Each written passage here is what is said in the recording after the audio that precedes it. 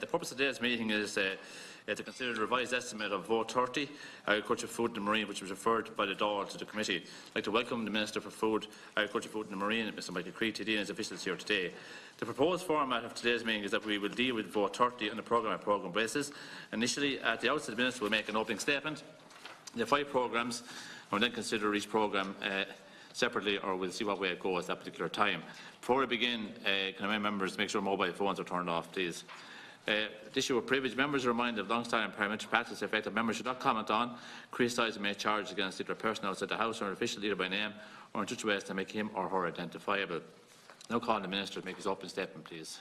Thank you very much, Chairman. I'm pleased to have this valuable opportunity to present the current challenges and opportunities across the various sectors in agriculture, food development, marine and forestry to the committee. My key focus for 2019 is to protect vulnerable farm income, support sustainable farming and jobs in rural and coastal communities, and assist the sector to meet the challenges of Brexit. In 2019, the Exchequer contribution to the vote of my department will amount to €1.6 billion.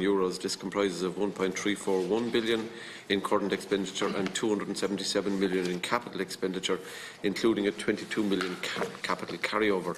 This represents an overall increase of €31 million over last year when carryovers are taken into account. In relation to our 2018 performance, expenditure was €1.546 billion. Almost 99% of the current allocation was spent, reflecting a very strong delivery of crucial supports to the agri-food sector. As you may recall, our allocation for 2018 included a €30 million supplementary allocation which provided additional funding for measures introduced last autumn to alleviate the fodder situation. I want to thank my colleague, the Minister for Public Expenditure and Reform, and the European Commission for support last year when we were presented with unprecedented difficulties by weather impacts on farmers. I am conscious that we meet today at a very uncertain and challenging time for the agri-food and fisheries sector. If a no-deal Brexit emerges, I am confident that the Government and our colleagues in Europe will not be found wanting in responding to the needs of our sector. However, the estimate I present to you today is one as set out in the 2019 REV as published in December 2018, which was framed for a withdrawal agreement Brexit scenario. I will speak now about each of the 4 programmes and the key themes. Programme A, there is a substantial increase both in pay and administrative non-pay allocations. This reflects the allocation to this programme of the vast majority of the department's additional funding for what is termed a central case Brexit scenario. This covers preparations for the additional checks on East-West trade, including the associated development of IT systems and equipment. Obviously, this will be adapted to any change in circumstances that may arise in the weeks ahead. In relation to programme expenditure, I am providing for a substantial increase which includes additional funding for the meat inspection service. This relates to a new arrangement recently agreed between my department and Veterinary Ireland regarding the engagement of temporary veterinary inspectors. I have provided a once-off €4 million additional funding to support for the introduction of the sheep EID, with funding both for producers and for marts for readers. I am also providing additional funding for ERAD, recognising that even with good progress in many aspects of the TB programme, we have seen a slight rise in the herd incidence rates. The work of the TB Forum will be very instructive as to the ways and means to bring our ambitious goal of eradication by 2030. Turning to Programme B, a total of €863 million is available in 2019 to be paid almost exclusively to farmers, with €640 million allocated to EU co-funded rural development programme schemes. That is in addition to the €1.2 billion funding from the EU for Pillar 1, the basic payment scheme. The figures here reflect the mature level of the implementation of the rural development programme. The allocation of our agri-environment schemes is lower than in 2018 at just over €228 million. The reason for this is that an exceptionally high level of expenditure in 2018 of €232 million on GLAS and a further €22 million on other schemes succeeded in removing the large hangover of 2017 scheme year payments and paying the vast majority of their 2018 advance payment, hence reducing the funding requirement for 2019. The EOS and REP schemes are now virtually completed with only some residual payments due. This support to farmers who deliver public goods and environmental benefits is vital. As well as the inherent environmental benefits involved, this investment enhances our sustainability credentials, which are invaluable as we serve increasingly demanding and knowledgeable customers at home and around the world. In that regard, the allocations for organic farming schemes and local lead schemes are increasing, and we will be investing in 3 highly significant local schemes in the pearl mussel, the hen harrier and, of course, the bird and farming in 2019, as well as a number of smaller, even more localised schemes. This work, of course, is very much in sync with the objectives of the recently published Oireachtas Committee on Climate Action report and the whole of government approach to ensure Ireland's transition to a low-carbon economy. In relation to areas of natural constraint, we have increased the allocation by a further 23 million and brought the allocation to 250 million, restoring the scheme to pre-downturn levels. 2019 is the first year of the new ANC, with land eligibility now designated according to biophysical criteria.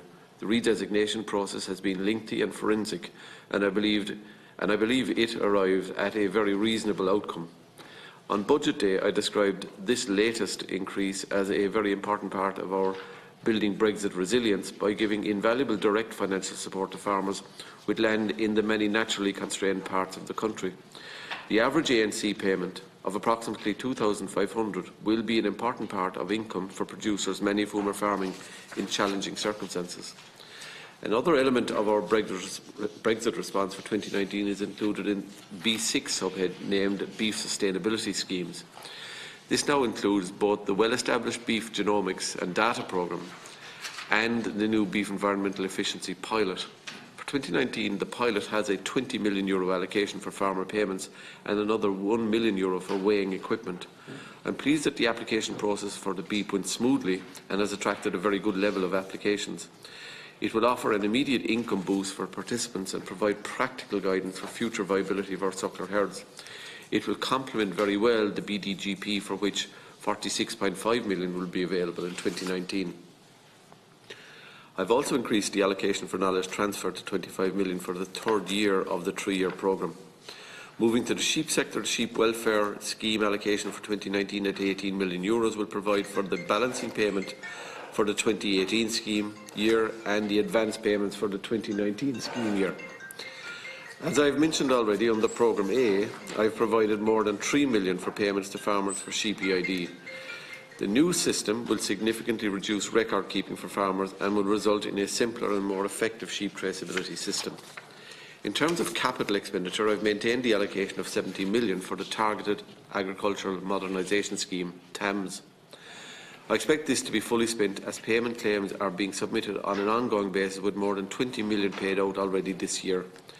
Despite the uncertainty the sector faces, many farmers recognise the value of upgrading their equipment and improving their facilities, and we will continue to match them in their ambition and pragmatism. I am also increasing the allocation for the Commercial Horticulture Scheme to €6 million, recognising the need for greater efficiencies and innovation in that sector in the face of the challenges already endured and ahead. I welcome the fact that the level of applications to this year's scheme exceeds previous years. Turning to forestry, the level of new afforestation we achieved last year was substantially lower than target, but I am hopeful that at least some of the reduced rate was weather-related and that activity will pick up this year. A strong programme is crucial to our sector's contribution to climate change mitigation. By the same token, I am fully aware of the concerns regarding afforestation in certain communities, and my colleague Minister of State Andrew Doyle has recently established a group to examine this matter and to report later this year. Programme C. Many of the Programme C allocations reflect the comprehensive approach to Brexit responsiveness and how that intertwines with the continuing implementation of the Foodwise strategy. It includes additional funding for capital investment by food companies, initiatives for artisan producers, and further support for the Prepared Consumer Food Centre at Ashtown. I have also made a substantial contribution to Teagasc's National Food Innovation Hub at Moore Park, which is reflected in the €4 million increase in the capital allocation. These initiatives fostering innovation and product development have given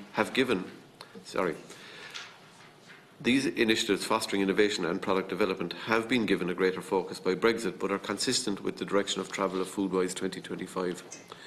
The implementation to date of Foodwise 2025 has positioned the sector to robustly defend its market presence in the UK and develop new markets. In that regard, the allocation for Borbia has been increased by almost €5 million and now stands at almost €47 million compared to €32 million pre-Brexit decision in 2015. The extraordinary export success of our indigenous food sectors did not come easily or quickly. Maintaining and growing this foothold in higher value markets requires huge efforts in the face of stiff competition and challenges such as Brexit. In 2018, after years of work, we achieved a very substantial breakthrough in terms of opening the Chinese market for bone-in beef, and further deep work is needed to fully exploit that hard-won opportunity. In that regard, I will also be expanding my department's global footprint. My department currently has 8 agricultural attaché posts in embassies in the European Union and across the world, including in Beijing and Washington, D.C. I now intend to expand this network by 50%, adding extra posts in the following key locations: Berlin, Tokyo, Seoul and Mexico. Trade missions play an important role in market development. In 2018, I led missions to the US, Canada, China, Indonesia and Malaysia. This year, I've already visited Turkey in early March, and I plan to lead government agri-food trade missions to China in May, Japan and South Korea in June, and Algeria and Egypt in November. I've also increased the allocation for the Horse and Greyhound Fund by €4 million and a 5% increase to help with their work in promoting and supporting these sectors. I'm pleased that the Greyhound Bill has made good progress in the Senate, and I hope that it will pass into legislation later this year, and that with its financial situation greatly improved after the sale of Harlan's Cross Stadium, the sector will move forward with confidence. HRI are investing heavily in new facilities and services, and we continue to be an extremely important partner to the industry. The zero allocation for Brexit resilience, as presented in the Rev 2019, in contrast to the €25 million in 2018, might give cause for concern. However, as I have already set out, we have a very intense focus on Brexit, with an overall package of €78 million funding distributed across a number of subheads, including the €7 million for staff and information technology to facilitate my department's regulatory role. Moreover, the 2018 allocation for the Future Growth Loan, which involves a contribution via the SBCI to the European Investment Bank, has just been launched, so the benefits of the investment in the loan funding will start to flow to both primary producers and processors in 2019. Part of our supplementary estimate for 2018 involved the transfer of savings from various subheads into the World Food Programme to allow for the earliest possible payment of our 2019 contribution to the WFP. Accordingly, when taken together with the voted amount and further allocation of €4 million from later identified savings, the total World Food Programme contribution in respect of our 2019 contribution will amount to €22 million. This is an increase of 10% on our contribution for 2018. Programme D.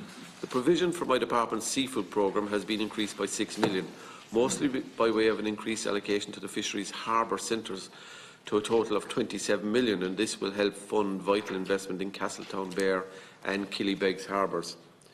The budget provision will also allow the Marine Institute to commence the planned replacement of the 21-year-old Celtic Voyager with a new 50-metre modern research vessel. The other most significant change in the programme D is the reduced allocation for the Hallbolan remediation project. This reflects the great progress made in 2018, resulting in the completion of the East Tip remediation. The majority of funding for BIM is in respect of various schemes under the European Maritime and Fisheries Fund operational programme. This is fully operational with a total of 19 schemes. The investment will fund a range of programmes, including capital investment in seafood processing, aquaculture and fishing sectors, to foster growth in production, value and employment, enhance sustainability and competitiveness, and support training, skills development and stakeholder capacity development. We continue to support the sector in what we all know to be an extremely challenging period. I haven't made any reference to another very important aspect of the work of the year ahead, the negotiation of the CAP post-2020. Although it is not currently visible in the vote, there is a lot of work underway in my department in preparing for the next CAP, and we can discuss this further during the course of the meeting.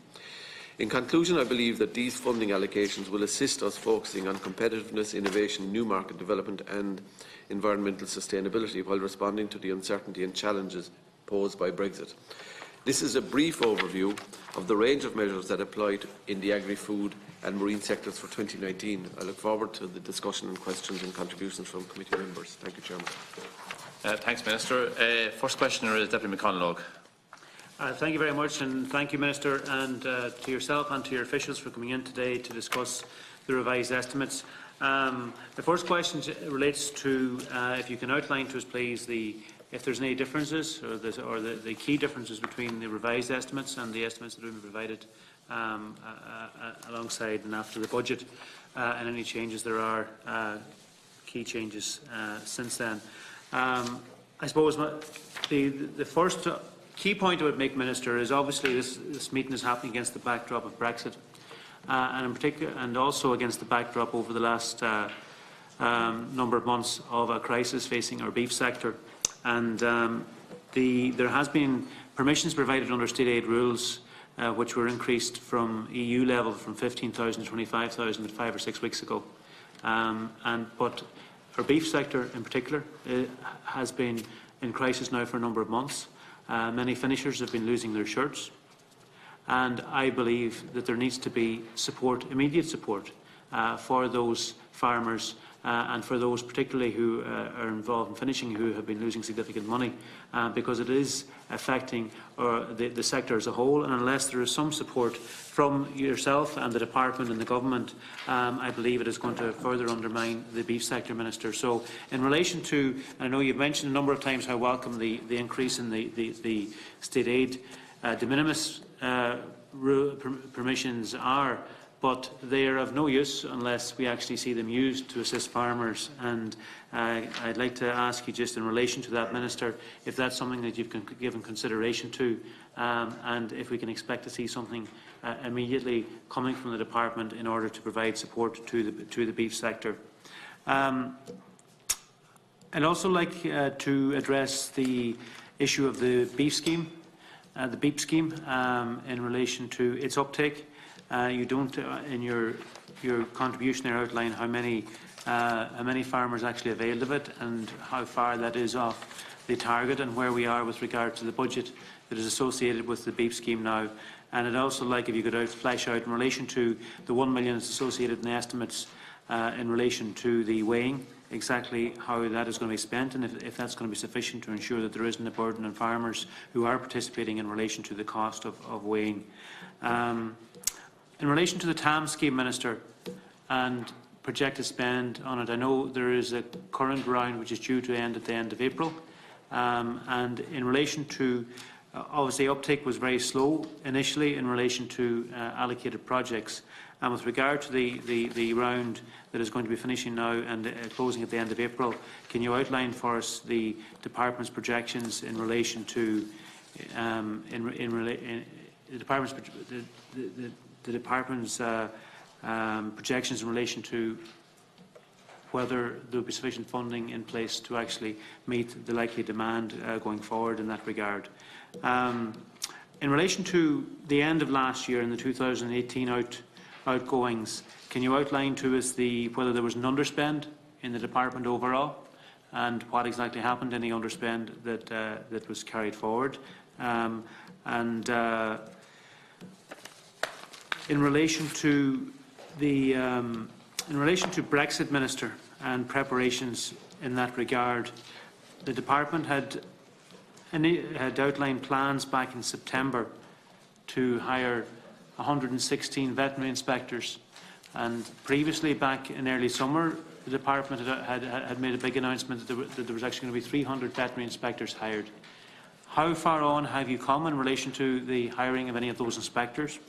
And I see that just a few weeks ago, the department advertised in the public press for private veterinary practices to indicate their interest to be available to work in the ports and points of entry in the event of a hard Brexit. I saw that very much, Minister, as being because of the fact that you hadn't actually made progress in relation to hiring veterinary inspectors, as you had outlined that you would. But if you could just give us some further detail in relation to that. Also, the Brexit loan scheme, which finally we saw announced last week, that was announced initially in Budget 2018, in October 17. Can you just outline what happened, the funding that was allocated in Budget 2018 for that, and where how that was used elsewhere, or how it was carried through? Thank you, Chairperson. Okay, thanks, Deputy. I think we might go back to the Minister first of all to answer those questions, then we'll go to Deputy Penrose. Minister. Thank you very much, Deputy. Just on a number of points that you raised, I think the critical one, which I think a lot of the agricultural community would acknowledge, is around the beef sector and the challenge that face. And we had, I think, a very constructive debate around that in the Chamber last week. What we have been doing with the resources that are available to the state, is directing those resources in a targeted way to farmers to try and shore up falling incomes. As you know, unfortunately or otherwise, the reality is there's nothing I can do in respect of meat factories and the prices they pay. But what I can do is whatever resources that I can get my hands on to focus that in the most effective way to the sector. So in increasing payments under ANC and introducing schemes like the Beef Environmental Programme, or in driving the adoption and implementation of producer organisations, I think are kind of key areas that we have been active in. You questioned around where we're at with regard to the beef environmental efficiency pilot. I think the figures are 18,536 applicants covering almost 450,000 weanlings. That's the level of interest in that scheme. And as you know, the intention is, in respect to the scheme, to have either individual farmers who have applied have their own scales registered, and there's a facility to do that online on the department's website, or that they would be able to avail of a programme or a bank of weighing scales that will be delivered for the purpose of the scheme through a series of outlets around the country, that they will be able to take them away, weigh their cattle, bring them back, and that's how the programme will operate. The intention being to deliver it as efficiently as possible with the least amount of bureaucracy or administrative burden, and to target whatever scarce resources are there into the pockets of the participating farmers. So the cost of providing the scales, to the best of my recollection, is around €1 million, and the rest of the money will go directly to farmers who are applicants. On the issue of Brexit staffing, I know that... What's the uptake there compared to what the target was and the funding allocation that was given towards it? In fact, I think between my understanding is 450,000 weanlings. It's about the... We don't have final figures, but it'll be in or around what was budgeted for, around the 20 million. Is my understanding, but we won't have the exact figures until later in the year, and the ambition would be to pay this scheme in the current calendar year, obviously. On Brexit and staffing, and I know, Deputy, you've been asking a lot of questions around this. What we're trying to do is to manage a situation as prudently and effectively as possible. And we would have made estimates and been involved in the central case scenario early on, and of more recent times looking at what staffing requirements are necessary to deal with a crash-out Brexit. And in a crash-out situation, I think it's true to say that there will be an escalating requirement for staff over a period of time. But I think the critical thing is that if it were to happen in a week or 10 days' time, or if it were to happen last week, or if it's to happen later in May, I'm absolutely certain that we will be able to fulfil our obligations in respect of checking on trade that's coming from a third country and facilitating trade that we export from here to what will then be a third country. The staffing complement, as I understand it at the moment, is in the region of 120 staff. This will be a mixture of veterinary, clerical officer, portal staff, veterinary inspectors, forest inspectors, technical staff, clerical officer, portal inspector, agricultural inspectors, and a range of administrative staff. It'll be in the region of 120, and I think we could see that gear up to about 230 staff in a relatively short period of time. And just on that point, Minister, when yourself and the Taoiseach made the announcement back at the Cabinet meeting in early summer that there was going to be 300, and that was later downgraded in September to 116. My recollection of that was primarily focusing on veterinary and SPS officials, that 116. I have grave concerns that there has been little to no action in relation to follow-through on that 116 or indeed the previous 300 figure. Can you just outline what was intended as part of that 116 and what actually has happened in relation to the 116? Because the first anyone was aware of the fact that there was going to be advertisement for private veterinary practices to front up in relation to providing assistance was when the ads went in the paper a few weeks ago. So I have grave concerns that nothing happened on that 116. Can you just clarify what was to be done as part of that 116 and what did happen as part of that? Well, I think, Deputy, what has been an evolving situation has meant that we have been able to refine our requirement as we've looked at, as you populate rosters to meet with shift work, etc. For example, the Wexford facility will operate, I think, on the basis of 2 rosters. The Dublin Port one will operate, I think, around the clock, if I'm not mistaken. So we've been able to kind of get down into the granular detail around the staffing requirement that's involved. And what the overwhelming imperative is that come, whether it was the 29th of March or any future date, that we would be in a position to meet our legal requirements and satisfy the European Union of that. Now, what of course I wanted to avoid was a situation where we had gone out, recruited a whole load of direct staff with all of the contingent responsibilities and liabilities that would bring with it. What we've been trying to do is to meet this from the point of view of the most financially efficient way to do it. And also in doing it financially efficiently to also make sure that we're doing everything that's necessary in terms of our legal obligations. So that is kind of, as we've kind of worked through the detail of that in terms of all those border inspections posts and the type of staff that are necessary, we've refined our numbers requirement. And as I said, I would expect that it will increase to about 230 staff, I think is the figure that we ultimately see as being necessary. But we will have about 120 staff in situ on the 12th of April. That involves kind of redeployment of existing staff. It involves new recruits, and we've been working with the Revenue Commissioners in availing of some of the panels that they have had, from which we have recruited staff. As I said, there are some, as I understand it, temporary contractual staff arrangements being entered into. It's a mix of things, and it's trying to make sure that we're not entering into long-term obligations financially for a situation that might not happen. Now, it is the case that a crash out and the requirement for all these staff is more likely now than it was perhaps some time ago when we were planning for the central case scenario. But I'm satisfied, and I think this is the critical thing, that we will be able to do everything that's necessary on the dates in question. I'll give you some data on the Dublin Port, for example. That will be staffed on a 24/7 basis.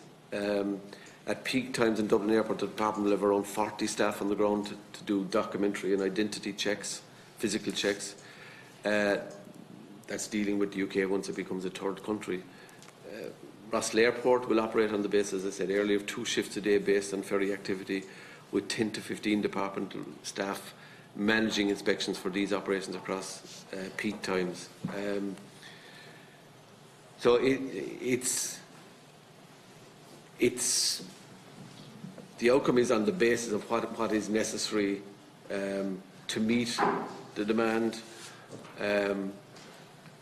And I'm satisfied, as I said, that come the 12th of April or any future date that we would have the necessary number of staff in place. And so that's primarily going to be from reassignment and some Minister of Some are existing reassignment, some are new staff. I'll get you the breakdown if you... Yeah, well, we've asked the breakdown several times and we haven't got it. Recruited today 50 clerical officers, 30 veterinary inspectors, and I think the rest are probably redeployments or temporary... And is that net recruitment, or is that how much of that is replacement? No, that's new recruits.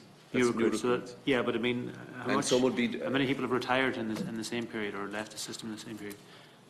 The point, just what I'm getting at here, Minister, is we have been... Well, if you look at the Programme A, it shows kind of the increased level of funding required because of staff, additional staff complements. It's one of the areas where the budget is up. Yes. And I'll finish off this point. And that's just under the central case scenario. Yeah. In a crash out, obviously the staff complement will be higher. But we're trying to, I suppose what we want to do is to do this as efficiently as possible, to avoid a situation where we have recruited contractually all of those staff and then find that the necessity didn't materialise. That's a possibility still, even as we stand here today. And I'm sure there would be great fun in a number of years' time before the public expenditure committee here, and trying to explain what people with hindsight might say. Sure, they were never going to crash out or whatever, So we're trying to do it as financially efficiently as possible. That's why some is redeployment, some is former staff on short-term contracts. Some is additional staff. It's a mix of opportunities. Chairperson, of course it has to be done as efficiently as possible, and we have to ensure that all the bases are covered, Minister. The point I was making, I've made several occasions before, is the way you and the rest of the government indicated that was going to happen was at the Cabinet meeting in Derrynane last year, and there were front page headlines the day after the Cabinet. You indicated there was going to be don't worry, told the whole country not to worry, you said it under control. There was going to be 1,000, this is your own plans, the government's own plans. You were going to recruit 1,000 new, 700 were going to be revenue, 300 were going to be Department of Agriculture. Now, that was July, I think. From July until September, all of a sudden, when we got to September, you come out then a bit more low-key this time, and you announced, well, actually, we've actually changed our mind. We're reducing it from 300 to 116. And there's been no follow-through in that. And now you're doing it different ways. But my point is, the way you were telling us, and you were telling us you had all these plans in place and you were going to follow through, there wasn't follow through because, and I mean, that just looks in hindsight very much like a bit of a PR affair where there was headlines, there was figures put out there, but actually you didn't follow through in it, and now you're telling us you're doing it very differently, using different means, whether it be deployment or other, and a small bit of recruitment. That's simply not the case, Deputy. I do know the headline you're referring to, but bear in mind that was in the context of a central case scenario, which was withdrawal agreement, transitional arrangement, Brexit happening then on an orderly way by the end of 2020. And it would have been the rolling recruitment of staff up to that period in time. What you're trying to do is to make the case that because the 2020 deadline envisaged and that number of staff isn't reached by today when there's a possibility of a crash out, that in some way we're not prepared. And I would make this, we are probably, and I would not say probably, we are, in my view, without a shadow of a doubt, the most Brexit prepared member state. And there is enough challenges and there is enough uncertainty out there without, fomenting uncertainty in this interaction. We will be ready. We'll be ready in the most financially efficient way. There will obviously be other people who will have responsibilities in terms of recruitment, across HSE inspectors, etc., in other areas of supervision and regulation to do with food businesses that won't be recruited here.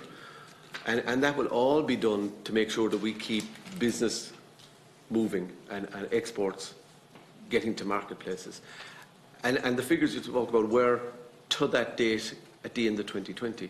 What we're planning for now, and what I'm giving you figures of, what will be on the ground to deal with the necessary situation should they crash out in the short term. And it will obviously increase and ratchet up. But I don't think it really serves any purpose, Deputy, to try and create uncertainty or doubt where I have absolutely no doubt we are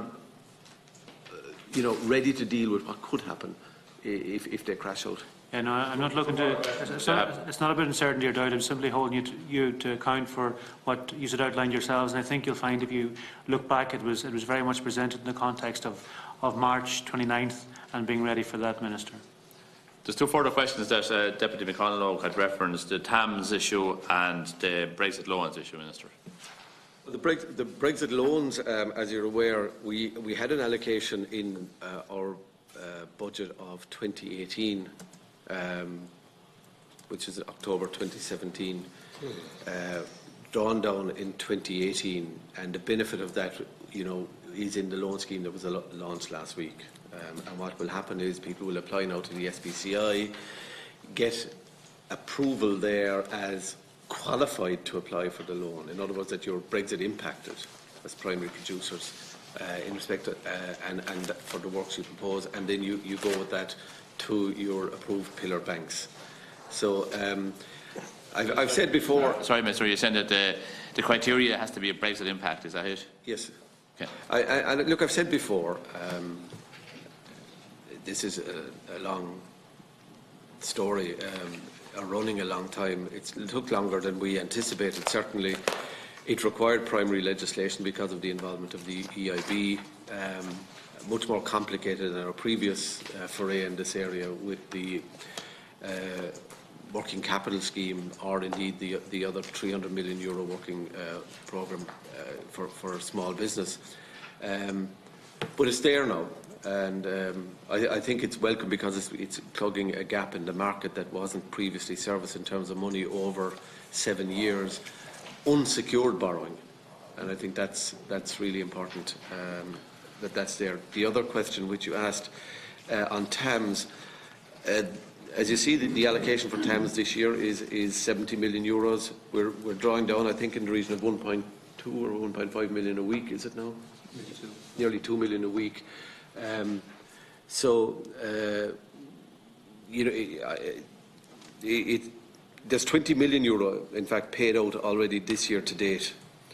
So that's an area where we'll need to keep under constant review. There is growing demand now in this area in terms of applications. I think the last figure I saw, we had about 19,000 applications, 19,000 plus applications in under TAMS. And it has the exact same profile, I think, as any of the previous schemes in terms of slow to start, and then it peaks, and we're moving into that space now. So the allocation for TAMS for 2019 is €70 million, and it will require vigilance to make sure that we keep all applications processed and moving along as quickly as we possibly can, and farmers paid. Okay, Deputy Penrose, next, please. Thanks, Minister, for your presentation and your officials there. Look, I have a few bits and pieces there, but sure, you know, everything is going to be set against the whole background of Brexit. So, I mean, we're actually, you know, I sometimes despair listening to people wanting us to not second guess, but fourth guess what's going to happen across the water, when the people across the water haven't a clue what's happened themselves. So, I mean, it's a nonsense. And this is an Irish thing. You know, you have to be the leprechaun to jump into the middle of the sea and then try and guess what's going to happen. Let's see. Let's keep nice and cool and calm here now, because I mean, it gets me irked to hear that type of nonsense. I'm worried about basic things like the DNC. I mean, you know, the 2009 you have 250 million. That's a 23 million increase, and you're now looking at the biophysical parameters now involved. And of course, it's gone to an appeals process, and you have to have, I think, this week there has to be the 8th of April or something, have to be all in by. And with this two-stage process, is there any indication of the likely number of appeals already? I mean, I know you've only about a week left. Minister, you'd expect that I would be mentioning beef coming from where I come from, and I am going to mention beef. And a massive issue, I'll give you a few factors here because I have an interest in this stuff. But a big issue is the grading issue on the kill lines in factories. I happen to be out in the ground there and I'm meeting farmers. It's great to go out to get a bit of fresh air and talk to the Westmeath farmers. And a lot of them are involved with the Beef Farmers Forum and Beef Group. They're fairly hot on the ground.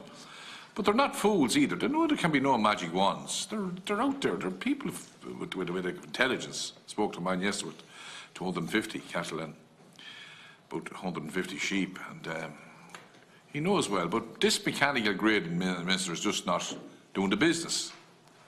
I was speaking to him yesterday, and he says, sure, why can you not have digital machines? They're able to put a digital machine up in the air to tell you where you turned your river, maybe you turned the course of a river.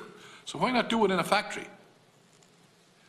You know, and make sure that farmers get paid, because I understand the grades are wrong on a number of times. Was there a number of cases that were wrong on 4 out of every 10 animals? Maybe I'm wrong about that, but That's what you hear on the ground. So there's grave concern about this, and it has to be tackled. It's no use having a beef forum and being all nice to those factory boys coming in and you have to give them a few punches when they're in. And you know, the legal tolerance is, if this is right, maybe I'm wrong, Minister, but you have very senior officials there who know this thing, for beef grading machines and meat plants is in around 60%. Sure, if you could get even that up to 85 or 90%, I know we won't have 100%. You know, but that's a lot of money going out the door. You know, and there's huge losses in that. So, I understand that trials are taking place in relation to digital cameras and LED lights and stuff like that. But how far advanced is that? And is there a plan to, you know, deal with those perceived? Maybe they're only perceived. I don't know. I don't. But people anecdotally are speaking about grading anomalies in the factories and between factories, and it's a cause of concern. So things are bad enough in the ground, and I'm going to illustrate how bad they are in the ground now in a few minutes. But if we can intervene and make a positive contribution to trying to deal with those issues, even in this area, and we bring in all these grids and everything else, and if they're not working, they have to be re-examined. We can't be sticking with the same old line, oh, they're grand and this and the QPS and all like that. We have to sort those things out. So that's where I'm starting. And as I spoke to another farmer yesterday, he says it appears that everybody is getting a cut of it. All the intermediate people between the farm and the fork are getting a cut. And the only ones that aren't getting a cut are the processors, or the producers. And the processors are getting plenty of cuts. You needn't worry about that. They're cutting people in every chance to get. Now, I had a look there. Martin Sullivan was a colleague of mine many years ago. More years than I care to remember, 1980, so that's a long time ago. But he did a study. It's well worth looking at. And he took the Changas Farm Management Survey. And suckling and cattle rearing, an average size farm, 87 acres. Between 2013 and 2017, including subsidies, the return on that farm was €11,063. That's €130 an acre. And don't forget the subsidies that are in the middle of that. But in 1998 and 2002, 4 to 5 years then, the average income was €12,228, €1,200 more in that time. And in the meantime, inflation was 37%. So in order to stand still, don't mind you'd be chasing the ground, to stand still, you needed €16,752. And what that tells you, a chairperson, is that even to stand still, which, and I know you're involved in a bit of this yourselves, so you'll be interested, 6,700 more you needed just to stand still. On the same farm, same number of animals, same everything. So that's the dimension. And of course, the subsidies is 105% profit. Without the subsidies, it'd be a negative washout. And those suckler farmers down at Westmeath are telling me, and remember it's a fulcrum. Westmeath is a fulcrum of suckling farm, suckling cows. And they do them well. And they're the people who do the proper beef grease, they're not into the dairy stuff, the real stuff. But I was talking to them yesterday, and one man says to me, Willie, I'd be better off, he says, if I let the land, or put a lot of it into forestry, or Jimmy up the road is going into dairying, and let it off to him. Now, I can't issue enough of warnings about this head rush into dairying, particularly by people in the beef area, the dry stock area. It might sound great, but Lord save us, the level of investment, the level of work and everything else, and apart from altogether, I never saw a balloon going up that didn't come down. And that's what worries me. But that's the story, Chairperson. €130 per acre, and sure the subsidies are all that. So, you know, I think our policy over the years has been, Gabe Byrne must have devised it. There was a little bit for everyone in the audience. And that's a problem. We have to make our minds up on a policy direction and see where we're going to go. And the next round of CAP measures or progress, Minister, is going to be the defining time. It'll be make your mind up time, because you can't represent everybody. Just can't. If you want to have a policy division, policy objective to make sure that it sustain the maximum number of farmers, things will have to happen. Now, the reason I raised that too is there was a vote in the European Parliament today about convergence. I think I'm right.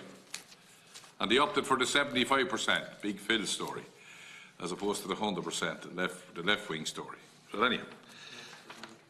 Huh? Did they give the 100? Jesus, well, I thought it was the 75%. No, I heard. Am I right? 100, I think. I'd be delighted with the 100. 100%. It's even better. So that's great. That's a bit of good news. Now, it'll certainly benefit a significant number of farmers with low value entitlements. And we shouldn't be shirking or afraid. And there'll be lots of people now out evaluating, and we'll have the farm organisations out thundering in. But let's protect the people whom this was geared for. Look at the objective of the Treaties of Rome and the founding of the Common Agricultural Policy. Cheap food for the consumers and sustain the maximum number of farms on the land. They were the two key objectives. And this is a chance for us to reach out to the objectives now. So that's my little bit on that, Chairperson. I'm about to conclude.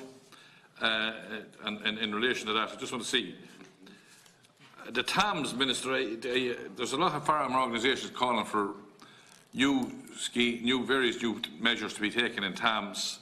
Are you open to that? I know, was it 70 million you have in that, is it, or is it 20 million? What? 70. 20? 70. 70, yeah, which is a good sum of money, and it's well received, and I think it's one of the best targeted ones that you have. But there's new things that, and the young farmers, is there anything you can do, help young farmers come on? I think, Minister, you'll have to grab the bull by the horns, as I say, to use that awful metaphor, and you'll have to think about stretching into a pot to try and help young people come into land. And an early retirement scheme will have to be re-looked at. It just will have to be an early retirement scheme at one end and a farm installation aid grant at the other for young farmers. You'll have to look at, it used to be only 7.5, 8, 10,000 euros, pounds at time back, but it was very important. And I think it has. And the final thing is, I always look to see how much the TB costs. Because you know my view on it, Minister. TB eradication. I know we have all those pious aspirations about 2030. And as I said to you, I lived the Shannon Drain before that. And you still won't have any TB eradicated. But I don't know where we're going to go on this. Because remember this, you have about 5.5 billion gone. And you have over another billion planned.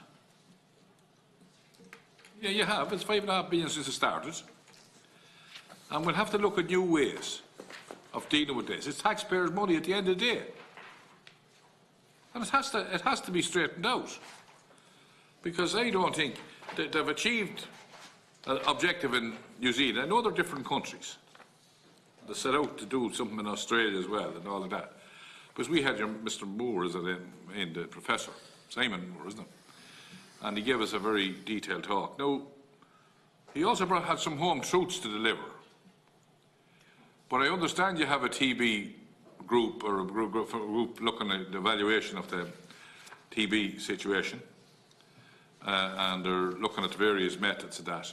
But the one thing I'll say to you, Minister, is this, and I don't have any solution.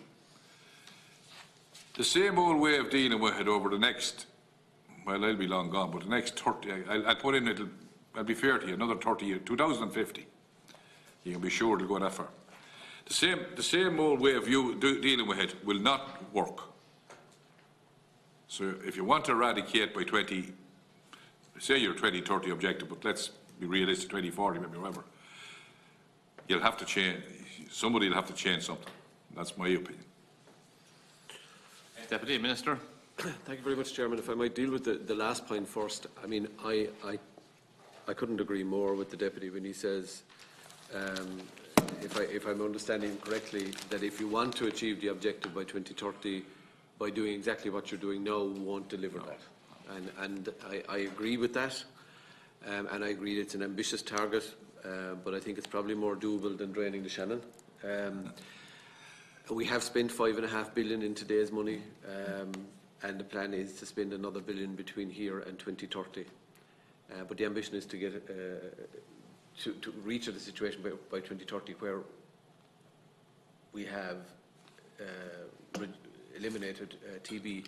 Now that in itself causes a bit of excitement, because it's not as if you won't have any incidents of it, but you'll have it below a threshold that's deemed to be TB free for the purpose of trade internationally in particular, which will bring its own benefits.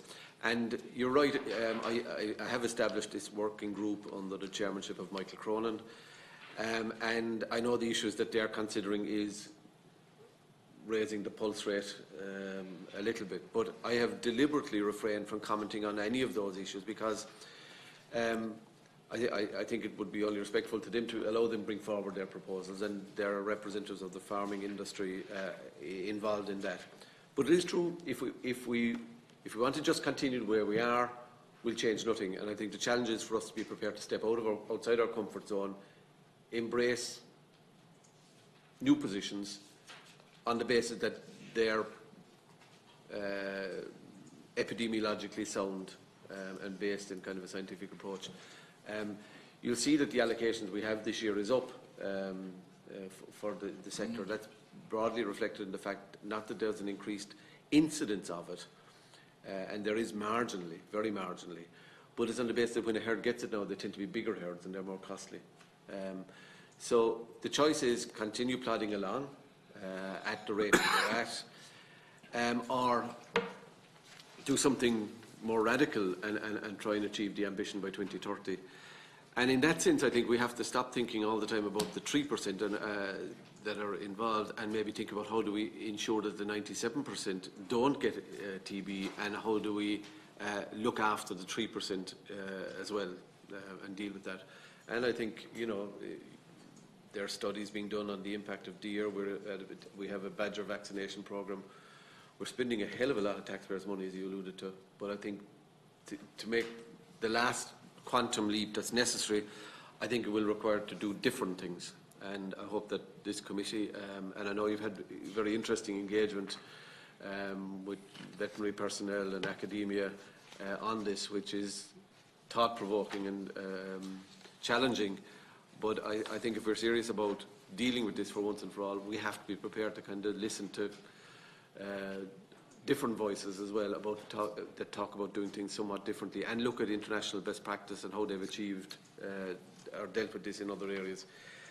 You asked about TAMS, Deputy, and the possibility of new measures. And look, there's no end to I think Deputy Cahill has previously referred to underpasses here. That's always looked for. And the scope to manoeuvre, to be honest with you, is extremely limited. We have had a situation where some of the early approvals under TAMS were expiring. They were 3-year approvals originally. We changed the scheme subsequently for 12-month approvals and 6 months for 6 months for plant. And some of the early ones are expiring now, and it has given us some wriggle room. And we did use that wriggle room recently when we announced that we would extend the availability of TAMS funding for solar panels, which was previously confined to intensive pig and poultry, to livestock sector. And I think that's significant. I think there's a lot of potential in that. But the scope to do a kind of a reopening of it is limited, and it's a finite budget. So in a way, it's not that there's extra money available, it's just that this wasn't being used. It opened up a possibility to include something else at this stage. The CAP debate is picking up speed, and I know there were votes in the Parliament yesterday and today. I'm not au fait with the most latest outcome, but there is, I think, a trend emerging, and that is for greater convergence. And the disparities between those who get very large payments and those who get minimal payments and who are forced out of farming or into part-time farming, there's a momentum now to address that, and I support that. I've made the point previously in terms of, the law of unintended consequences in this area we need to be careful of, because you did have a situation the last time round where people had low net payments, low gross single payments, but it may have been a high payment per hectare. And then you had people who had large tracts of land, but their payment was lower than the average per hectare. So you could have somebody the last time around who had a payment of 30,000 and their payment was going up, and somebody who had a payment of 10,000 whose payment was going down. And we need to avoid that situation.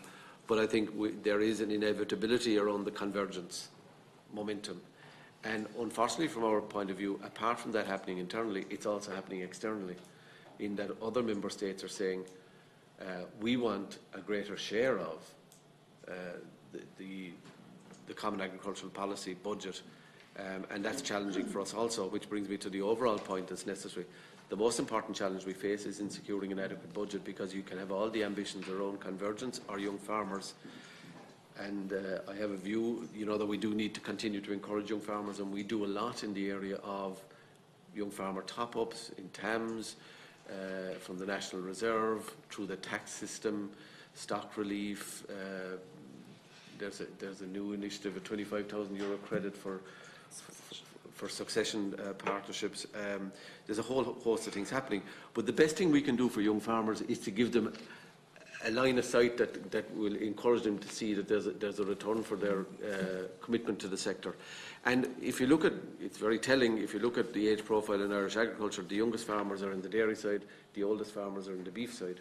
And that tells it all, really.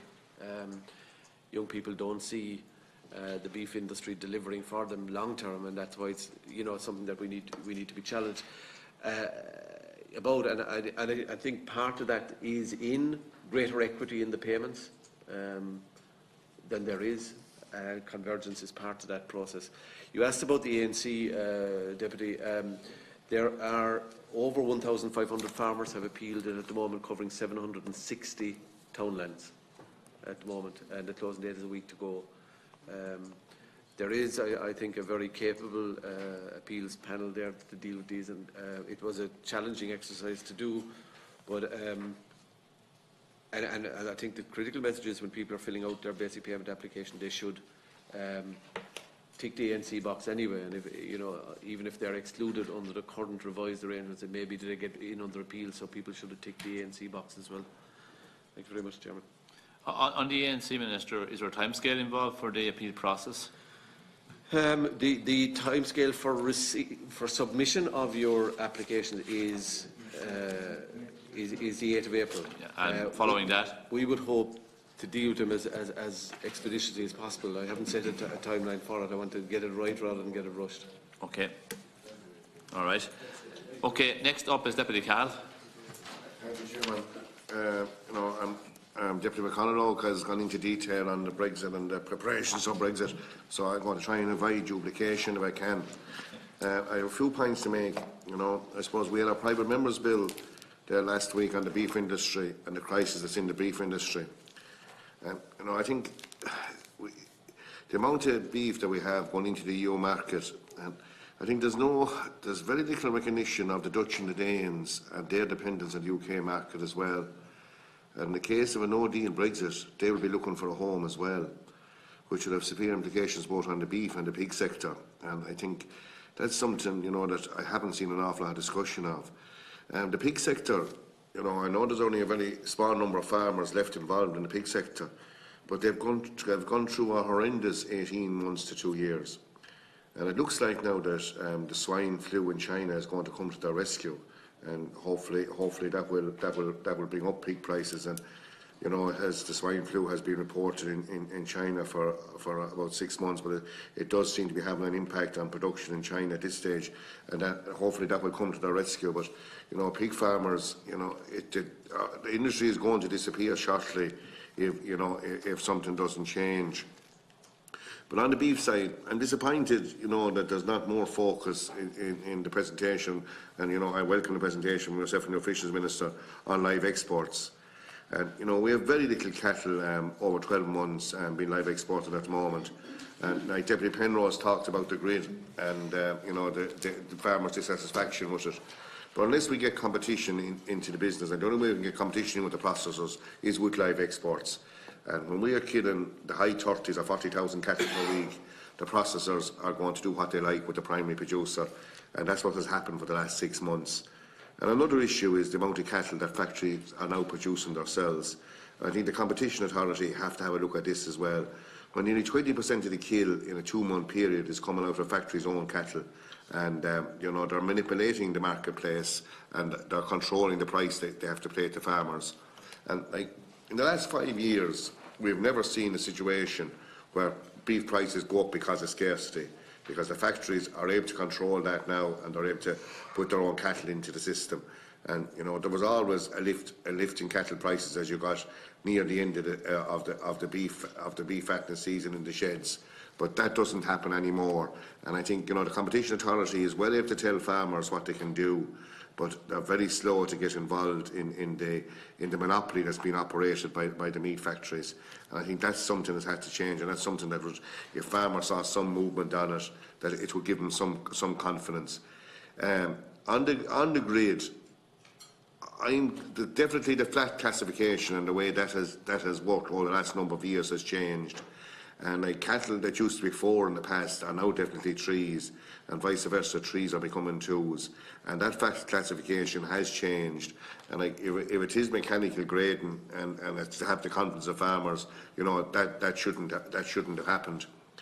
I just want to ask a few specific questions, Minister. And the veterinary inspectorate there, you said the meat inspection service is going to get substantial increasing in funding. Could you just give us what there was? We had a strike there, and what exactly has the agreement, and what exactly it is going to cost. Now we have talked about TB eradication, and Deputy Penrose has talked about it there, and the 2030 target.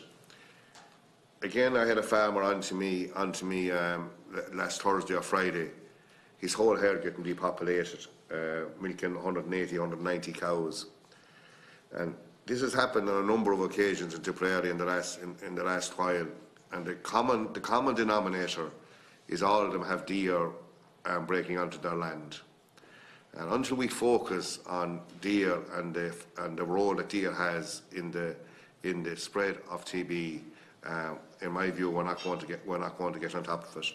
And like we have it in Wicklow, where we have people in Wicklow now who aren't keeping cattle because they could never clear their farms of TB. They've stopped keeping bovine animals. And the first question this farmer got on to me on Friday, asked him, have there been deer on your land? And he says, yeah, last back end, they were constantly coming out of plantations onto our land. And he tested there 40 ago, 180, 190 cows, all gone down with TB. And I can give you at least 5 or 6 examples of that, but I can give you more actually. There's another bunch of farmers in the Killiscully area where there would be heavy plantations. They're all locked up constantly with TB. And I can go back into Rossmore countries, it's the same story. And virtually all the major TB outbreaks, and I won't say all because you never had, but a vast majority of the TB outbreaks, the major TB outbreaks in Tipperary, are happening in an area that deer is frequenting. And to me, we have to recognise this, and I know a cull of deer or testing a deer will be very expensive, but until we address this issue, I don't think we're going to make any progress whatsoever on reducing TB further. And you referred, Minister, to the forum, and the 3% that will be affected by any new restrictions that's brought in on cattle movement, or putting up on boards in March how long it is since a man had his latest breakdown. Farmers will feel very disgruntled if deer, and there's no restrictions on deer movement around the countryside, and that's causing the TB on their farms, and then you're going to undervalue the stock leaving their farm. And I think an awful lot of discussion has to happen before we bring in such restrictions on movement. Hen Harrier scheme, Minister, and I just like figures on what uptake has there been on it, how many farmers are participating in it now, how many farmers who applied haven't got admittance into the scheme. And while it is grand to have a scheme up and running eventually for the Hen Harrier, I said at the outset of this scheme that the barometer of the scheme would be if it restored the capital value of that land. And while it has brought some bit of income in for those farmers with that designated land, it still has gone nowhere to restoring the capital value of land. And we had land that was worth 4,500 for planting, and now because it's in Harrier land, it's only worth 800 to 900 euros per acre. So until those farmers are compensated to the extent that the capital value of their land is restored, you can't deem this scheme a success. But I would like figures on how many farmers are still how many have taken up the scheme, but how many have been refused, and how many are still how many have applied that haven't got acceptance into the scheme. The disadvantaged areas in the appeal process has been mentioned there already. So I presume there's accommodation in the estimates for successful appeals, and the time frame for that. When do you expect the appeal process to be finished? And Minister, you talked there about young farmers and the different incentives for attracting young farmers into farming. And it's absolutely essential. And we all know the stats on the age of farmers at the moment, and they make frightening reading. But a cap has now been put on the amount of incentives that a young farmer can get. And with stamp duty gone up to 6%, the cap would have a serious detrimental effect on the transfer of land. It restricts a farmer getting a stock. You're shaking your head at me, Minister, but I have put down questions to the Minister for Finance, and unless I'm getting told something that's incorrect by him, this is going to have a serious detrimental effect on the incentives that young farmers can get. And when you look at it first, 70,000 sounds a big figure. But if you take stamp duty at 6% on a farm of 150 acres, he will exceed the ceiling. So it will allow him no stock relief or none of those other incentives that you said, those other tax incentives that's there. So this is a barrier that has, in my view, has to be re-examined. And if I'm wrong, the Minister of Finance is wrong in his replies to it too, Minister, but we can discuss that. You just did mention the other thing there that I have brought up in the past about TAMs and getting underpasses eligible for TAMs. I think that would be that's something that there's very significant demand out there. Traffic flows on even rural roads is increasing, and health size is increasing as well.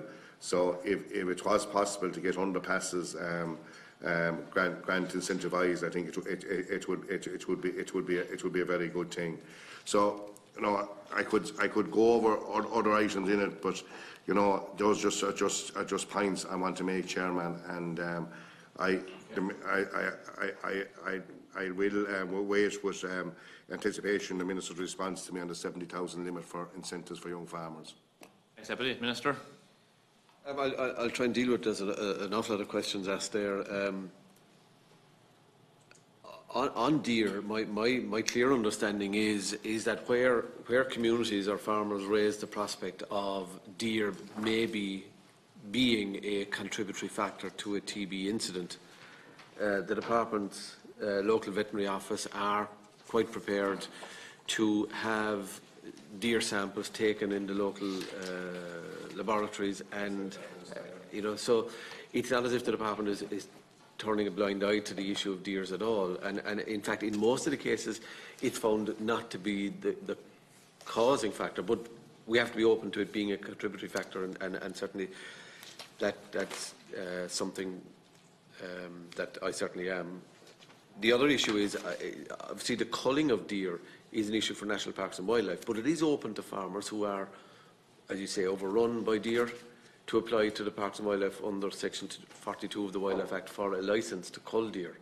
And that's different to kind of a cull maybe in a national park or something. That's a kind of a local cull on the basis of incursions on a regular basis, and the Parks and Wildlife deal with that, and those licences are issued.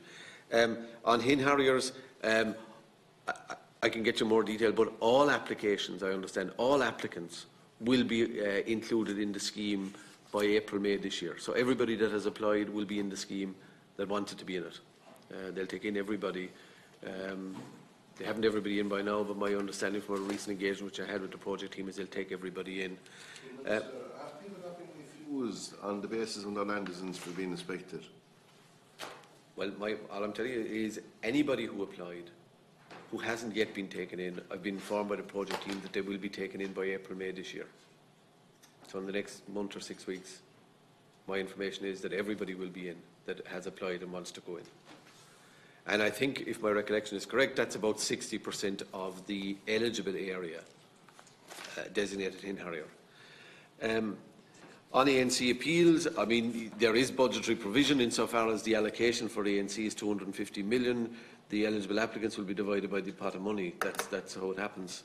But the average payment works out presently at approximately 2,500. On the 70,000 issue threshold, and look, there's been a lot of conversation in the department with farm organisations, with revenue, with the commission even, around this matter. And 70,000 isn't a figure that was plucked out of the sky in 2018 budget or 2019 budget. It has been there since the current cap iteration. And I'm satisfied that from engagement which we've had, that there is an appropriate interpretation now being taken by revenue matters to the benefit of farmers. And if you find that that's not the case, I'd be interested in hearing it, because that's the engagement I've had, and I've seen commentary to that effect as well from farm organisations. I have a practical example, Minister, I can bring to you. Well, take it to the revenue first, and if you're in trouble, come back to me. The revenue are looking for their money, Minister. But that's my understanding of it. You mentioned about temporary veterinary inspectors. The increased allocation here is 2.75 million. As you know, there was a situation which was highly unsatisfactory where we had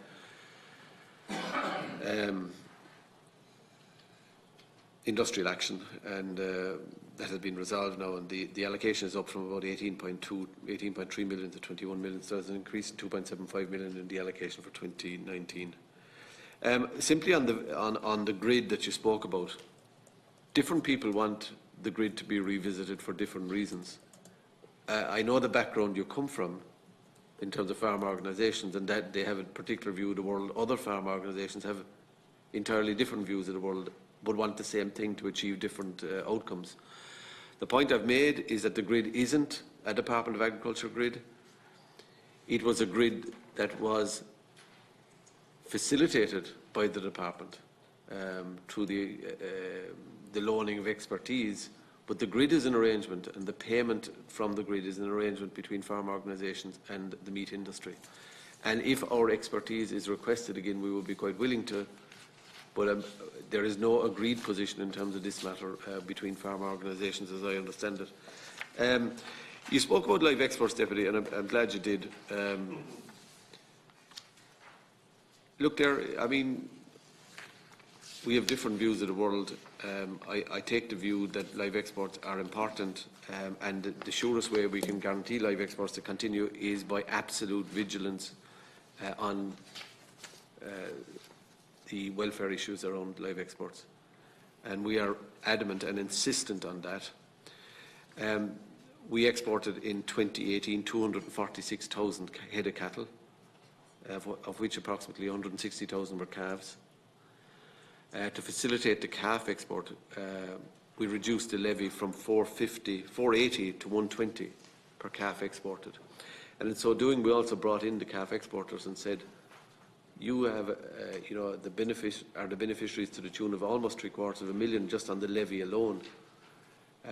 And I engaged directly with them last July, if my recollection is correct. And an ongoing engagement by my department since that date and even before that. And I had engaged with them directly. I think I've met them every year since I was appointed. But in the middle of the year I met them because we knew this issue of additional calves in the system was coming down the track in the spring of 2019. And we asked them to work together as exporters, and we asked them to work with their contracting layerage providers in France to make sure that this issue could be dealt with. And I regret to say that didn't happen. But we are committed to live exports. I was in Turkey recently on live exports short mission there. That's an important market and will be, as I said earlier, be going to North African countries later in the year. We see them as hugely important, not just calves. Obviously, calves heads off a problem later, but also the export of weanlings, and certainly we remain committed to that. On the pork issue, it's been a horrendous 12-18 months for those in the pig sector. On the basis every cloud has a silver lining. Yes, African swine fever seems to be something that farmers are pinning their hopes on in respect of a rise in prices internationally, and you made reference to the Chinese market, and I'm aware of the difficulties that are happening there with African swine fever. So I hope that happens. I'm not in the business of predicting what will happen with prices, but I certainly hope that what you refer to may happen. And you make the point also around beef in the context of Brexit and the Dutch and the Danes in particular. And that's true. I mean, it is undoubtedly the case. In terms of volume of export, I think the Dutch would be really up there in terms of exports to the UK market. But I think it's about 11% of their total agri-food export offering goes to the UK, whereas it's 40% of ours. But it's about, in value terms, about the same, and I'm judging from memory. So in terms of looking for support, certainly we're not going to be the only ones. But in terms of the volume of product that we put into the UK market, one of our arguments to the Commission has been that we need to contain the issue in the UK market. Otherwise, the contagion spreads into all other European Union markets. So the supports we're looking for would be to support our industry in keeping their products in the UK market until such time as we get to, which we will, hopefully by a short route rather than the long circuitous route of crash out and carnage that goes with it, until we negotiate a comprehensive free trade agreement. But certainly in the event of the crash out and there being a package, we won't be the only one looking for support, and nor will beef be the only sector that will be looking for support. But we've laid a very solid foundation in that regard. Thanks, Minister. That's all the question there. Deputy Pringle is next. Thanks, Chairman, and thanks, Minister, for his contribution so far. I don't have the intimate detail of knowledge that the other members that have been, that I'm not from a farming community myself, but just looking at the documents that you've supplied here to the committee, in relation to there's no 28-18 output. There's a target listed here, but there's no outputs for them, so we have no way of gauging really how the department has done or performed in relation to any of the parameters here at all.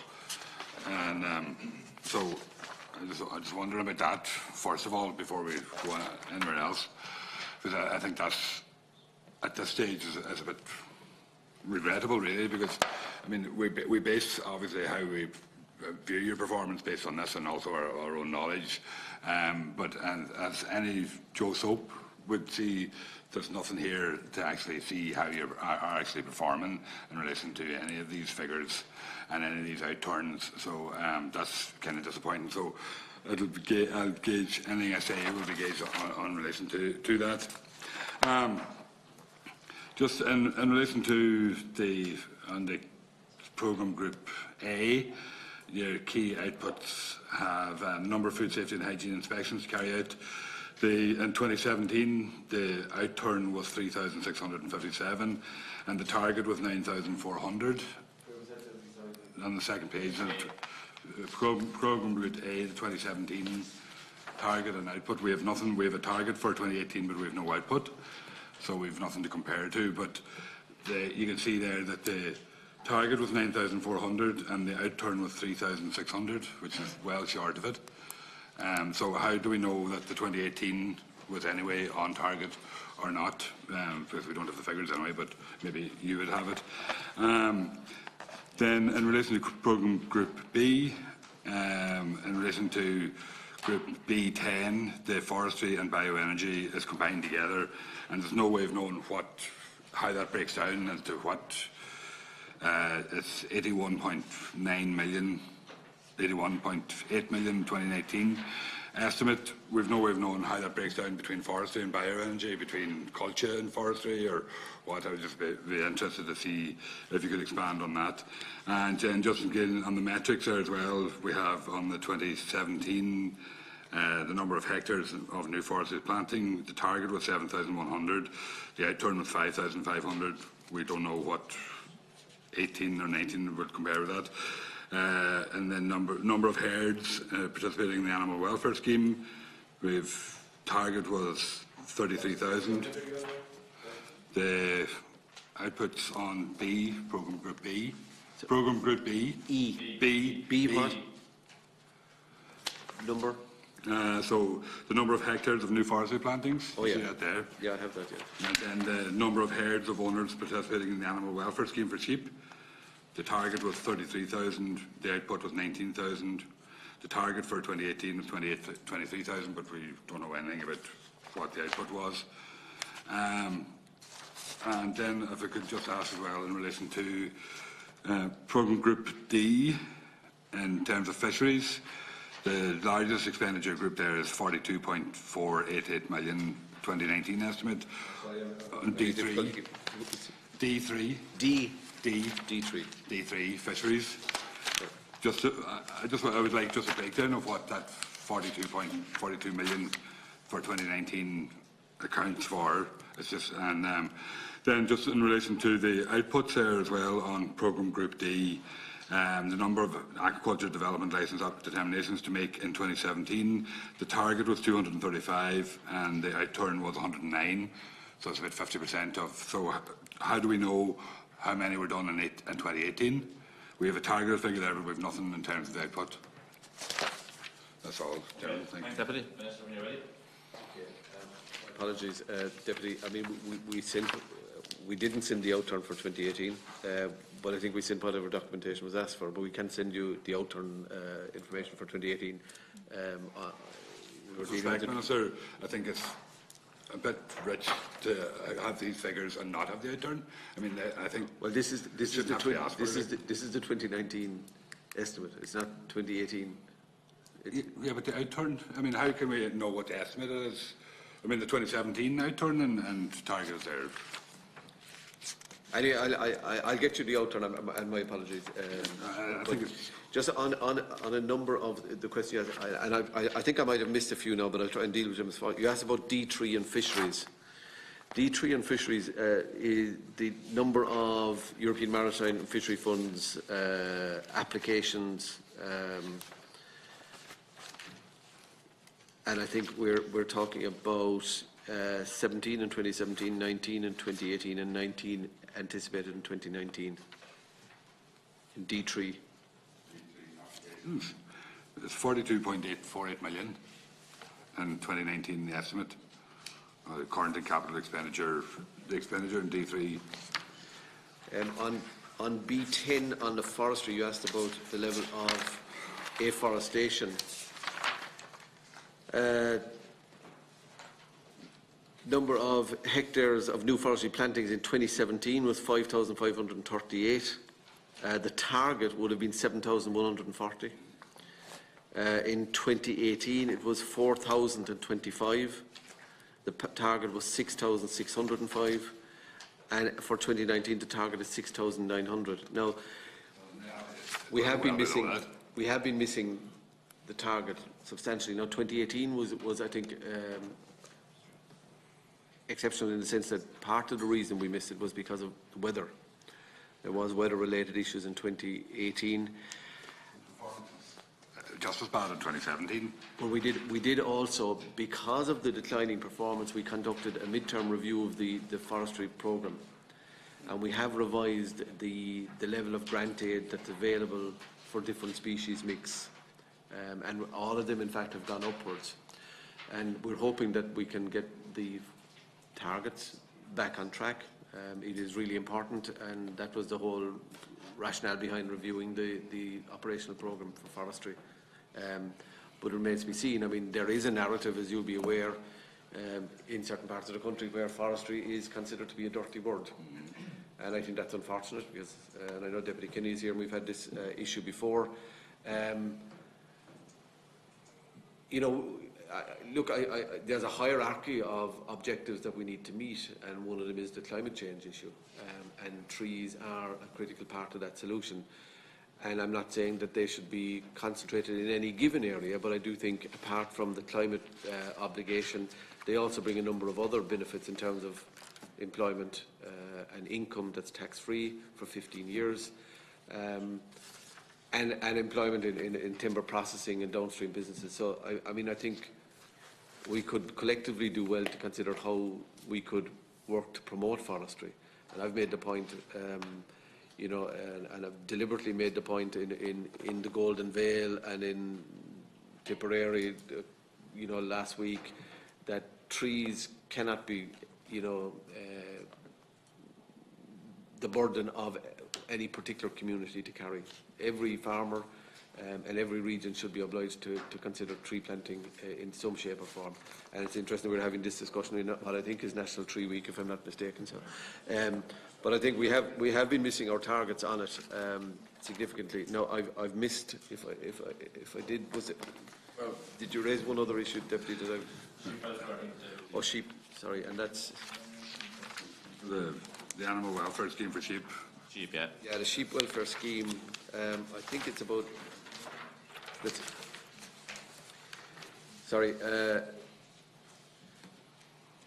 In 2017, it was 1.9 million. In 2018, it was 1.8 million, and we're budgeting for 1.8 million in 2019. It's a demand-led scheme, so if it's exceeded, we will pay. But we are, you know, basing our budget on what the previous year's applications was.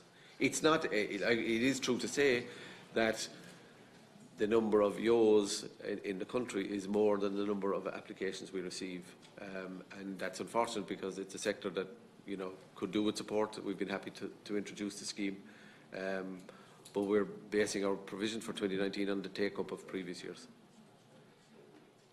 In relation to B10, Programme Group B10, Forestry and Bioenergy, how does that break down, or what is it? Or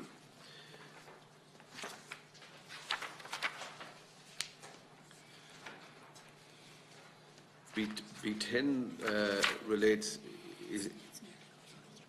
it's practically all forestry. I don't think there's much in it in the way of bioenergy. I think we have a pilot scheme. Is the name just stuck on there, or what? Is the name just stuck on there, or what is it?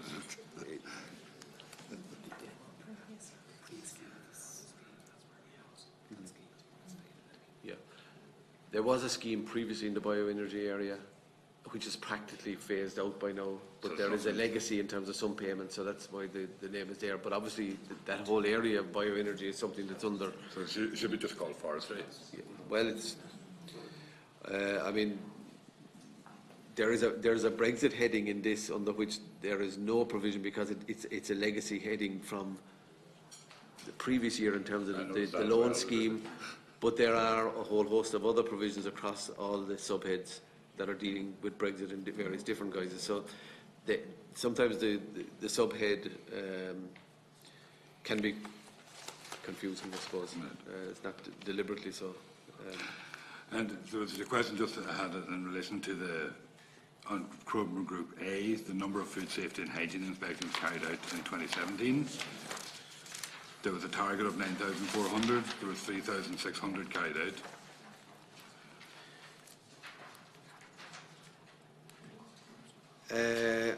My information is number of food safety and hygiene inspection carried out 2017, 3,657, 2018, 4,663, and then there were a host of other controls,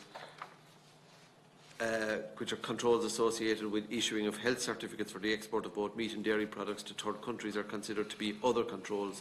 They also encompass controls for new activities being carried out in existing approved plants, new approvals for new establishments, inspection visits in preparation for internal and external audits, the closeout of audits and inspection findings, and ongoing specific checks for third country criteria.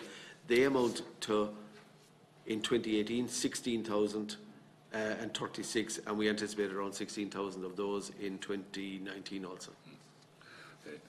But can I just say, I mean, I think if we'd have got the documentation as laid out here have been responded to, it would have been a lot easier in terms of looking at what you're doing here. And it's not unusual documentation. I mean, they're basically the outturn targets and the outturns, you know. I mean, I'm sure you've done this before, and your department has done this before, and they have provided the information to us. I don't know why it's not done this way, but I think that's just retrograde, and makes it very difficult for us in terms of looking at the information. I take your point, Deputy. I take your point. Okay. Deputy Kenny is next. Could I just make a point on the same very briefly? Yeah, briefly now. Yeah. I think in relation to Deputy Pringle's point, if it was possible to have further documentation over the coming days, just for information showing that, and just the point I made as well in relation to the 2019 estimate that was accompanied after the budget, if it was possible to have a column on that as well to show if there's any changes between that estimate and the current revised estimate. Committee? Yeah, okay. Deputy Kennedy, just I suppose I know Deputy Corcoran Kennedy has also indicated to come in. I know the Minister has to go to Cabinet at 8 o'clock. Well, we'll try and shoot through as quick as we can. Thank you very much, and thank the Minister and officials for your contributions. Just a few things that I just wanted to raise. First of all, on the final page, also on the number of aquaculture development licence determinations made. I know we had people in here back a number of months ago about this issue, that there was very, very long delays in getting these licences issued. And while I see, I'm on page 135. What is this? Key output. Which programme, Deputy? Sorry? Which programme? Programme D. D. Programme D. Programme D. The output target is 300 for this year, and the 218, it says between 250 and 300, which I wonder, it's a strange output to have. The output was 305. Sorry? The output was 305. Was 305 for 2018? Yeah. Okay. And there's a target for three, because some of those have been waiting years and years. Now I know there was delays in getting surveys done. Yeah. What we said was we would clear the backlog in 3 years, and this will be the third year of it in 2019. So we will have cleared the backlog in the aquaculture licenses. Okay. Okay, that's fine. The other issue I was just concerned about was Board B. There's an increase in the amount of money there. I think it's gone up to 47 million this year, which is a substantial amount of money for the promotion of Irish food abroad, etc. And an awful lot of the work, and it's mentioned in your opening statement, is in regard to going to what is in effect third countries, going to the US and Canada and China and all these other markets, and developing new markets, which of course is very welcome. But a lot of people would consider that many of those new markets, particularly the markets that are, if you like, further away, are for our prime cuts of beef, or for our higher quality cuts. And we all know that a large sector of the beef product that we produce in this country is, of course, of the lower quality, which ends up in manufacturing beef. And there's a large market for that across the water in Britain. And with Brexit coming, and the pressure that's going to come on that, is there an opportunity to re-emphasise that marketing into other European countries as a possibility as to where it can go? And I just wonder what your views are around that. Because I think, and it was Deputy Penrose said earlier, you know, but that the idea of the European Union was about cheap food. I think we need to get away from the cheap, if we can, and talk about quality food, affordable food and quality food, because the idea of cheap food, I think, is our problem. That, you know, Irish farmers are not in a position to produce cheap food. That's the reality. We are in a position to produce very high quality, affordable food to a standard which is well above what an awful lot of other places can produce, and we need to market it in that way. The veterinary, and I know it was mentioned there, and you said how there was additional veterinary certificates to be issued, etc., when a lot of product was being exported to third countries in particular. Now, if we run into a difficulty with Brexit, and while the intention is that we keep the market in Britain with whatever supports we can, that we will continue to supply our food to there, will that put an extra burden on that we will have to produce these, because it will in effect be a third country if we have a crash-out situation, which every day is looking more likely. And that would put a huge burden from the point of view of having to issue all those additional veterinary certificates for export to Britain, which wouldn't be needed at present. The other issue, and I know it's not mentioned in here, but I know there was a review of the veterinary laboratories done over the past year, I think, and where does that stand? Because I was recently speaking to people, particularly in Sligo, who were very concerned about the veterinary laboratory in Sligo, and I know there was a number of them around the country that were under review, what their status is and where that's going. I know it's not specifically in your estimates, but if you're able to give us a view on that, I'd appreciate it. Also, in regard to CAP and to the issues around that, I understand that the overall CAP budget, they're talking about, I think, 2% of the European level been set aside for the young farmers. Is there an opportunity, because there will be more autonomy coming back to the member state as to how we deal with things, is there an opportunity there to increase that, perhaps to 3% of the budget? Because I think we need to be doing that in order to facilitate the more younger people getting into farming. Also, in Pillar 1 of CAP, we have a large section of it, I think up to 20% of it is going to be for the eco-measures. And one of those clear eco-measures, I think, is it's something that comes up all the time. Most farmers that contact us that have a problem with payments, an awful lot of the problem is because their basic payments have been refused because there's penalties been put in place, because when the photograph was taken from the sky, the width of their hedgerow was meant to be 2 metres, and when they took the photograph from the sky it was 4 metres wide because it had grown out. And that wasn't a problem for the farmer. It wasn't taking away any of in fact, it was good for the farmer, it was good for the environment, and it was good for greenhouse gas sequestration and all of that, and yet they're penalised for it. I think that whole hedgerow area would have to be included in the area that would be allowed for Pillar 1 payments under basic payments, which I think is something that should have been done at all times. The other issue is in regard to the TAMS payments. I've come across a considerable number of people who have made applications for TAMS payments and who are waiting a long time to get their application processed. Now, one particular farmer was talking to me, had made an application and it was accepted, I think, last October, and they were told that it would be probably May to June before they'd be approved.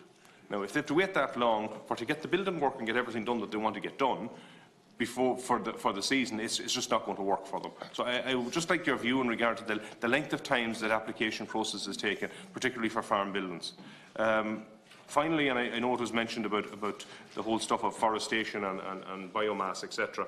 And look, we're not going to get into a row about it, but I think one of the big things in respect of that is the tax-free nature of it, and you mentioned that it's entirely tax-free money. I mean, if every cent that farmers made from, we'll say, organic farming was tax-free, you'd have an awful lot more people going into organic farming. And there'd be labour involved and it would keep communities alive. Whereas if it's going into forestry and it's tax-free 100% all the way through, it does cause a problem. I'm not saying there shouldn't be tax incentives there, but I think the level of tax incentive is excessive. Thank you, Chair. Thanks, Deputy Minister.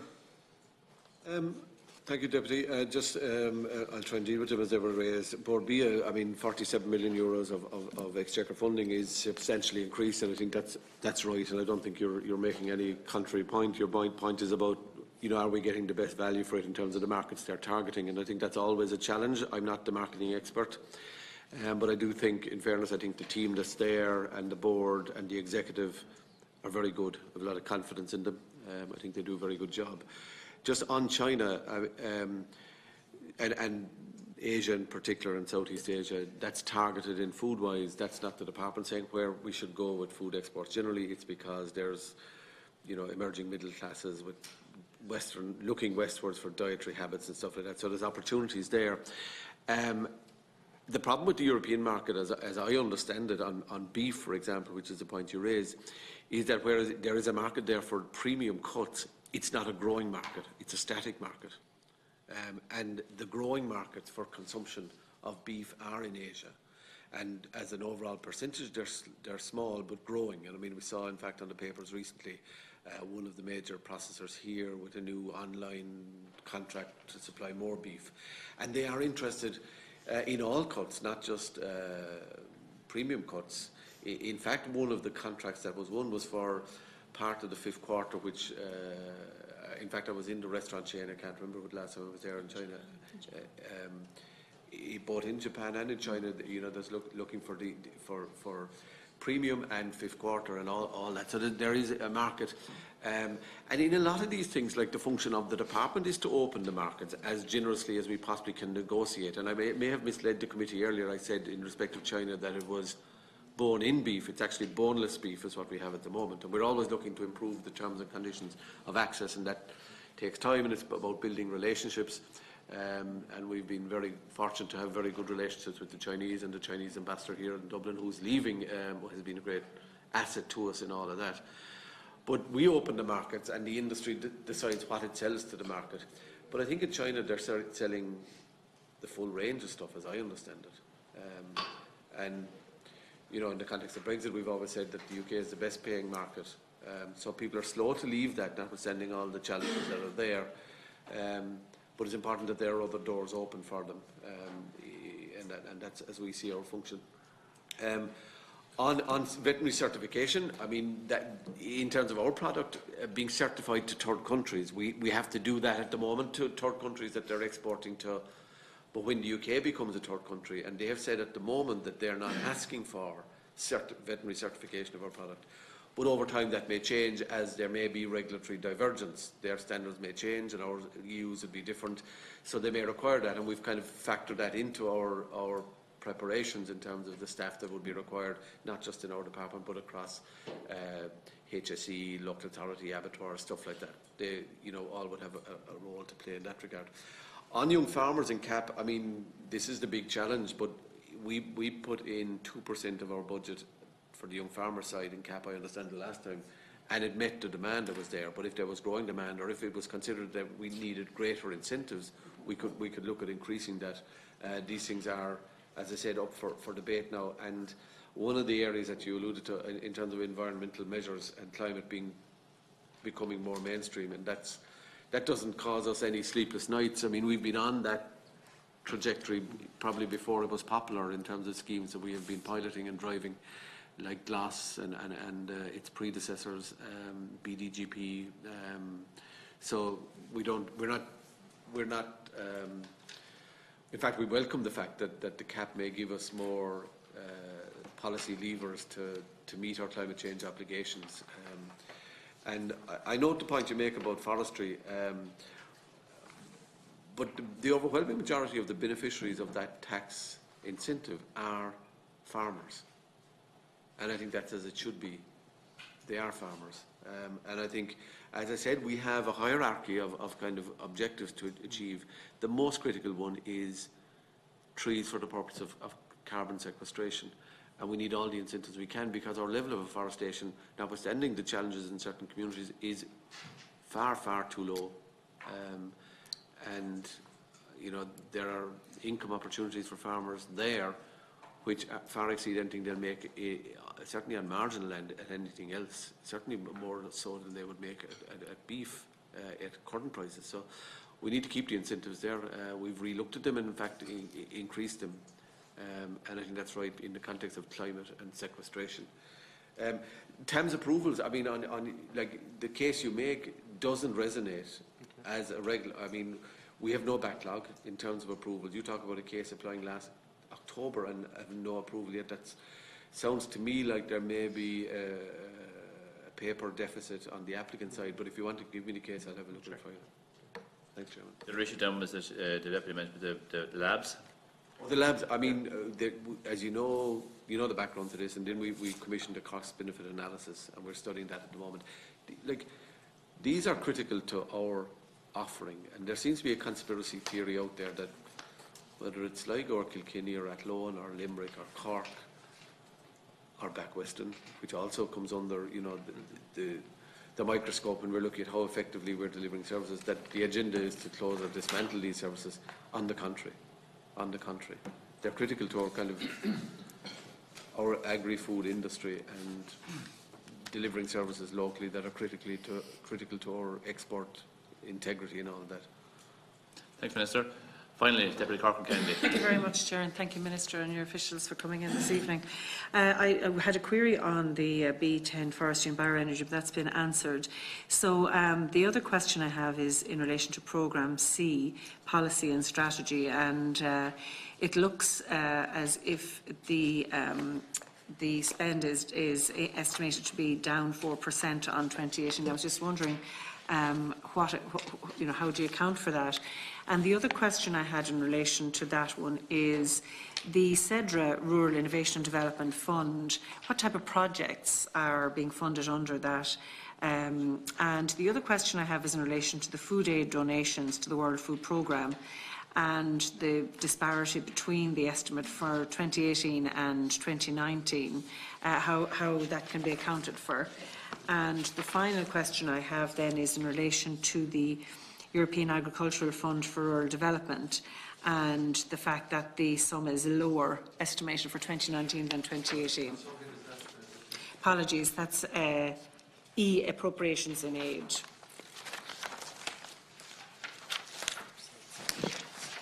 That's the last one, is E. What is E? Yes, E. So it's in relation to number 13 there. E13, yes. Yes. Okay. The disparity in some of the figures. Okay. Thank you. Deputy, the first one you raised was about Programme C, and in terms of the capital element of that it seemed like a reduction in this sector. If you take out the big ticket item there, which is C10, under the heading Brexit resilience measures, this was 25 million provided in that was drawn down in 2018. It was the 2017 budget. It was the Brexit loan scheme. So that product is coming to market now. So that product isn't replicated. So that's a significant hit that this subhead is taking. And if you take, for example, restoration of Johnstone Castle, the cut of 48% there is simply because that work is completed now. So there's no need to replicate that in 2019. So other than that, I think it's a pretty satisfactory overall. Like if you look at the Greyhound Fund, Horse and Greyhound Fund, it's down 3% on the capital side, but on the current side, it's up 6%. So overall, there's an increase in the Horse and Greyhound Fund as well. So generally speaking, that programme is in the black, so to speak. You ask about the World Food Programme. There's a bit of kind of, as I understand it, like in late 2017, we paid our 2018 allocation. We brought it forward, and the World Food Programme are always looking for earlier payment. So in 2017, we paid our 2018 World Food Programme allocation. And the same thing happened in 2018. We brought forward the substantial balance of our 2019 allocation and paid it at the end of 2018. So therefore, it looks like, in respect, that there's a drop, but I'm advised that over a 3-year period, our commitment is 25. It's 70 million over 3 years. 60 million over the last 3 years. So the graph is certainly going in the right direction. In fact, we're a very substantial contributor to the World Food Programme budget. And the last one, sorry. CEDRA question. Just on. The type of projects maybe that are coming in under that. Female rural entrepreneurs, social farming, agri-food tourism, food waste reduction. I was at a very interesting launch in Galway of a company doing a food waste initiative, Food Cloud. That kind of stuff is what's envisaged under it. Very good. And just the final one then was about the European Agricultural Fund for Rural E13. Development.